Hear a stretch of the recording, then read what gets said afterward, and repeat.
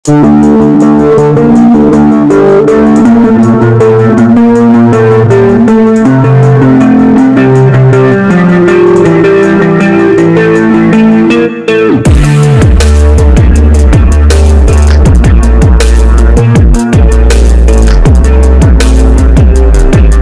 kisah saat Brigjen Basuki Rahmat menghadap Jenderal Ahmad Yani di malam penculikan.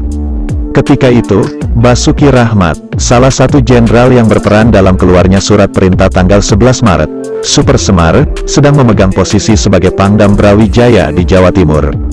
Dikutip dari buku, Jenderal Anumerta Basuki Rahmat, yang ditulis RM Subantarjo, diceritakan pada tanggal 27 September tahun 1965 di Surabaya terjadi demonstrasi anarkis yang dilakukan pendukung PKI, yakni Pemuda Rakyat dan Gerwani. Mereka, para demonstran ini merusak rumah dinas Gubernur Jawa Timur Wiono.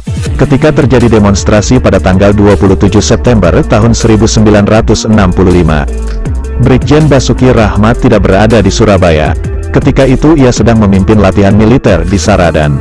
Ketika mendengar laporan tentang peristiwa itu, Basuki Rahmat sangat terkejut. Ia menilai gerakan demonstrasi pada tanggal 27 September tahun 1965 di Gedung Negara itu telah menghina Gubernur Wiono. Basuki Rahmat juga menilai peristiwa itu sebagai salah satu indikasi kegiatan PKI yang harus diamati secara khusus.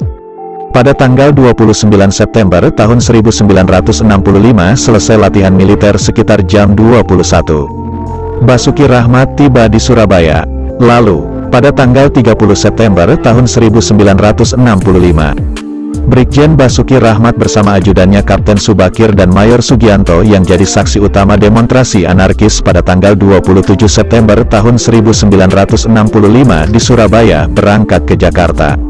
Tujuannya ke Jakarta untuk menghadap Menteri Panglima Angkatan Darat, Menpangat, Letnan Jenderal Ahmad Yani untuk melaporkan peristiwa tersebut. Tiba di Jakarta, sekitar pukul 20 malam Basuki Rahmat dan Mayor Sugianto diterima langsung oleh Jenderal Ahmad Yani di kediamannya. Kepada Ahmad Yani, Brigjen Basuki Rahmat melaporkan soal demonstrasi anarkis Gerwani pada tanggal 27 September tahun 1965 dengan segala akibatnya.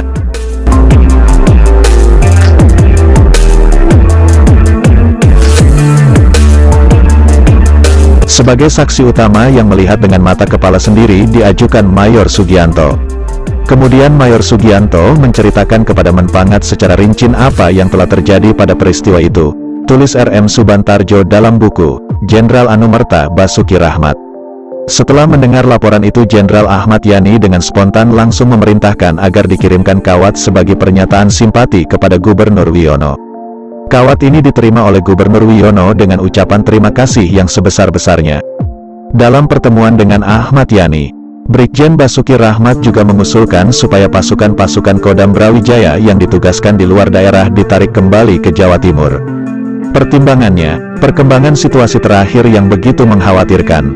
Basuki Rahmat yakin demonstrasi Gerwani di Surabaya itu didalangi PKI. Hal itu disimpulkan dari peranan Gerwani dalam demonstrasi itu. Basuki Rahmat juga mengatakan, PKI sudah mulai berani menyerang tentara meskipun hal ini belum secara langsung.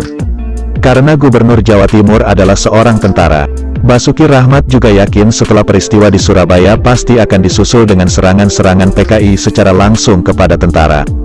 Maka untuk menghadapi kemungkinan itu ia minta kesatuan-kesatuan Kodam Brawijaya yang bertugas di luar daerah seyogyanya ditarik kembali.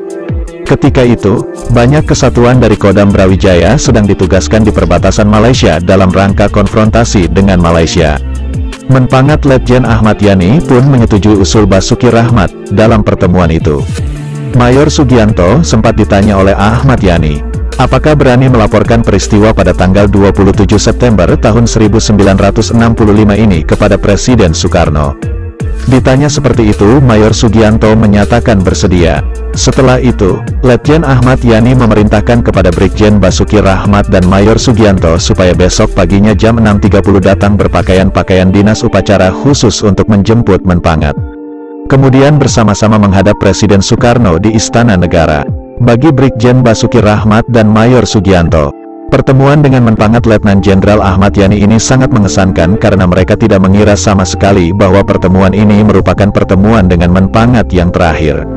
Sebab beberapa jam kemudian Menpangat Letnan Jenderal Ahmad Yani tidak ada lagi. Gugur dibunuh oleh PKI dan jenazahnya secara kejam di luar batas peri kemanusiaan dilemparkan dalam sumur di lubang buaya, tulis RM Subantarjo dalam bukunya.